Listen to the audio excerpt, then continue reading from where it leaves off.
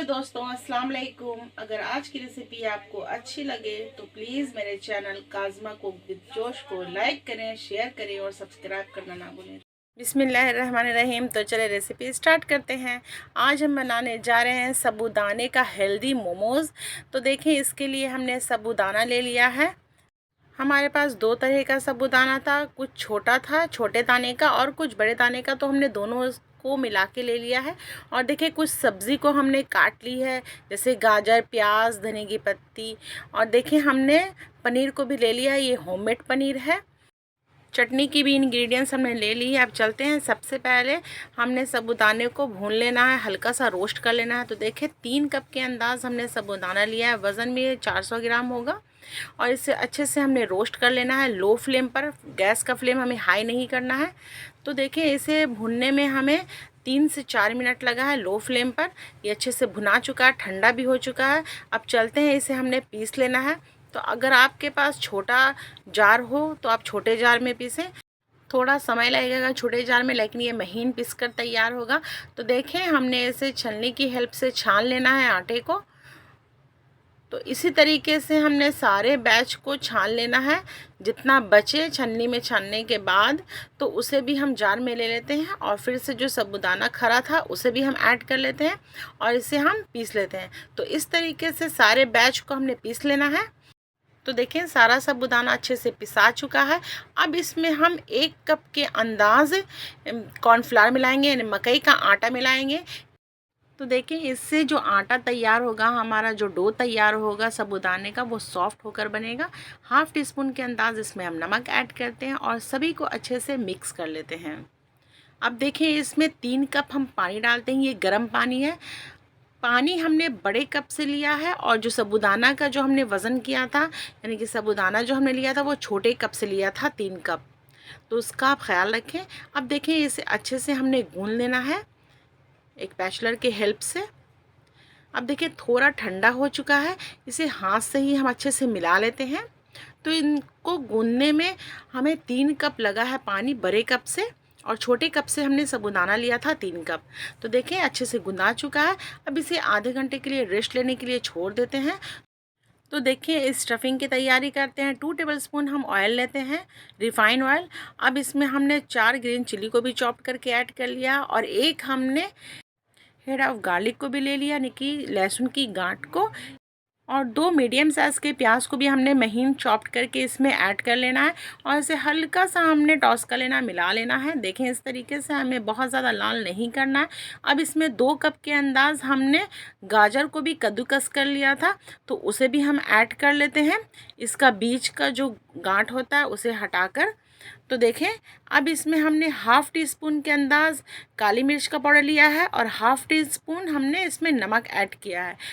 अब इसे अच्छे से मिला लेते हैं। देखिए, इसे अच्छे से मिक्स कर लेते हैं। गैस का फ्लेम हमें लो रखना है। अब इसमें हमने 250 ग्राम के अंदाज़ पनीर जो हमने घर में बनाई थी उसे भी हमने कद्दूकस कर लिया है और उसे भी हमने इसमें ऐड कर लेना है। तो देखें, इस तरीके से कितना बढ़िया दिख रहा है हमारा पनीर। अब इसमें हमने फ्रेश धनिया की पत्ती भी ऐड करना है और इसे 2 हाथ चला के हमने इसे उतार लेना है। गैस का फ्लेम लो रख के ही इसे पकाना है हमने। इसे ठंडा होने के लिए छोड़ देते हैं। तब तक हम चटनी की तैयारी करते हैं। तो देखें, 2 कप के अंदाज़ हमने इसमें पानी ऐड किया है। गैस का फ्लेम हाई करके इसे हमने उबाल लेना है। तो देखिए, टमाटर का जो हेड होता है उसे अच्छे से हमने निकाल लेना और हल्का सा कट लगा देना है, ताकि इसका जो छिलका है वो अच्छे से पील हो जाए। और 6 हमने लाल मिर्च सूखी हुई डाली है। और देखें, इसमें लिड लगाकर इसे 2 से 3 मिनट तक पकाना है हाई फ्लेम पर। तो देखें, बेसिकली इसका छिलका हमने उतारना है टमाटर का, इसलिए हमने इसे पका लेना है, ताकि चटनी जब हम बनाएं तो ये सॉफ्ट होकर पिसाए अच्छे से। तो देखिए, इसे ठंडा होने के लिए छोड़ देना है। ठंडा हो चुका है। अब इसका पानी हमने सेपरेट कर लेना है। उस पानी को नहीं फेंकना है, इसको हम यूज़ करना है। तो देखिए, सारे छिलकों को अच्छे से हमने निकाल लेना है। अब ये टमाटर भी अच्छे से ठंडा हो चुका है, तो इसे जार में डालकर हम इसकी चटनी पीस लेते हैं। तो देखें, एक हमने लहसुन की गांठ भी इसमें छिलकर अच्छे से डाल दी है। अब इसमें हमने पानी ऐड करना है। तो पानी हमें वही लेना है जो हमने टमाटर उबालने समय पानी को ऐड किया था। अब देखें, इसकी चटनी पीस लेते हैं और छलनी की हेल्प से इसे हमने छान लेना है ताकि टमाटर का बीज या फिर मिर्च का बीज जो है वो सेपरेट हो जाए, अलग हो जाए और चटनी हमारी स्मूथ हो जाए। तो देखिए चटनी हमारी अच्छे से पिस चुकी है। अब चलते हैं इसे एक पैन में पकाते हैं। तो 2 टेबल स्पून के अंदाज़ हम ऑयल लेते हैं फिर से, और चटनी को हम ऐड कर लेते हैं ताकि हमारी चटनी थोड़ी सी पक जाए। तो हाफ़ टी स्पून के अंदाज़ इसमें हम नमक ऐड करते हैं, और देखिए इसमें हमने मैगी मसाला ऐड किया है। अगर आपको इसका टेस्ट पसंद है तो आप चटनी में एक बार ज़रूर डाल के बनाएं मैगी मसाला। इससे जो है वो मोमोज़ की चटनी बहुत ही बढ़िया सी तैयार होगी, एकदम बाज़ार जैसी। अब देखिए इसमें कलर ऐड करना है, तो इसमें 1 टीस्पून के अंदाज़ हमने काश्मीरी रेड चिली पाउडर डाला है। अगर आपके पास खरा काश्मीरी रेड चिली है तो आप उसे भी ऐड कर सकते हैं, लेकिन हमारे पास नहीं था इसलिए हमने पाउडर यूज़ किया। और इसे अच्छे से पका लेना है। तो इसे पकाने में हमने 4 से 5 मिनट लगा है चटनी को पकाने में। तो हमने मीडियम फ्लेम पर इसे पकाया है। तो देखिए चटनी हमारी अच्छे से पक चुकी है। अब इसे हमने सेट कर लेना है। अब हमने इसमें मोमोज़ बनाना है। तो मोमोज़ का सबसे पहले हम डो बना लेते हैं। तो डो आप अपने अंदाज से छोटा या बड़ा ले सकते हैं, इसमें कोई इशू नहीं है, क्योंकि इसे हमने बेल कर गिलास की हेल्प से या फिर कटोरे की हेल्प से हमने काट लेना है, गोल गोल शेप दे देना है। तो देखें इस तरीके से हमने बड़े शेप में, जितना बड़ा आपसे बिलाए उतना बड़ा आप बेलें, यानी कि जितना बड़ा आपका एरिया रहे उस हिसाब से आप बेल सकते हैं। तो देखें हमने गिलास से काटा है तो ये छोटा कट कर तैयार हुआ है, तो हमें थोड़ा इससे बड़ा चाहिए। तो देखें हमने इसमें से जितना पीस निकलता है उतना हम निकाल लेते हैं। तो देखिए इसमें 3 पीस निकलता है, तो 3 पीस इसे आसानी से हम निकाल लेते हैं। अब इसका जो डो है वो हम थोड़ा सा बड़ा लेते हैं ताकि मोमोज़ की जो शीट हो थोड़ी बड़ी हो, तो इसमें स्टफिंग है थोड़ा ज़्यादा भराए। तो देखें इस तरीके से हमने कटोरे के हेल्प से बड़ा बड़ा शीट तैयार कर लेना है। तो इसी तरीके से हमने, अगर छोटा हो तो बेल लेना है, बेल के थोड़ा बढ़ाकर इसे काट लेना है। तो अब चलते हैं इसे भरने की तैयारी करते हैं स्टफिंग को। तो देखें पहले हम स्पून की हेल्प से 1 टीस्पून के अंदाज़ हम इसमें लेते हैं, और देखें अगर आपसे अच्छे से इसमें फील हो जाए, भरा जाए और चिपक जाए तो ठीक है, नहीं तो आप हल्का सा पानी लेकर इसे चिपका सकते हैं और हल्का सा शेप भी दे सकते हैं, हल्का हल्का मोड़ कर। तो हमने देखे कुछ में हमने शेप दिया है हल्का हल्का सा मोड़ते हुए, चूँकि इसमें ज़्यादा डिज़ाइन बनकर तैयार नहीं होगी, इसी हिसाब से ये तैयार होती है।